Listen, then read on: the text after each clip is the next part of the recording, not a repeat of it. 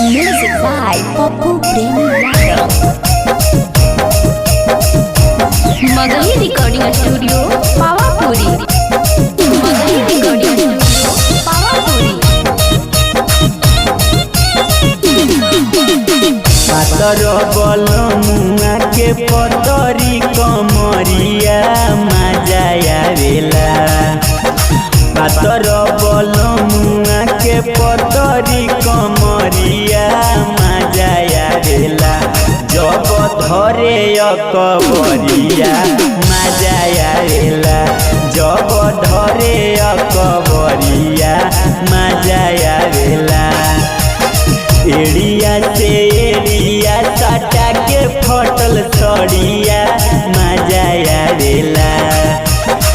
एड़िया से एड़िया सटा के फटल सड़िया मजा आवेला। जब धरे अकबरिया मजा आवेला। जब धरे अकबरिया मजा आवेला। ये सखी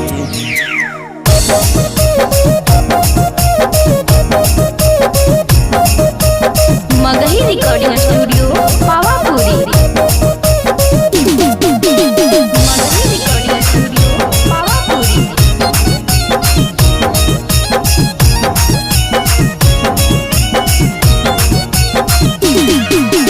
हमर सजनवा सुनये सखी लव यू कही बोलावे है।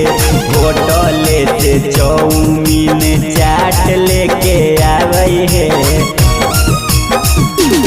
सखी हमर सजनवा सुनये सखी लव यू कही बोलावे है। होटल से चौमीन चाट लेके आवे है। बल्ब बूता के उ तो करेला अनहरिया मजा आवेला। बल्ब बूता के उ तो करेला अनहरिया मजा आवेला। जब धरे अकबरिया मजा आवेला। जब धरे अकबरिया मजा आवेला।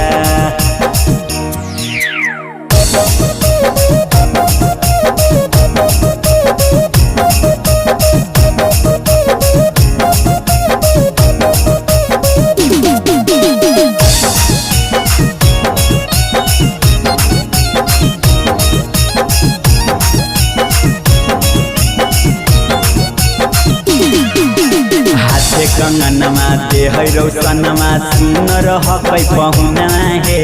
बड़ी मानो हकै देवरा यार पसवना है।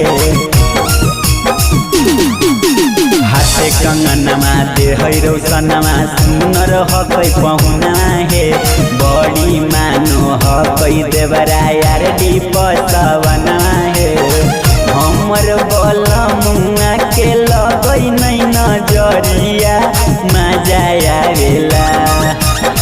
हमर बलमुआ के लगै नै नजरिया मजा आवेला।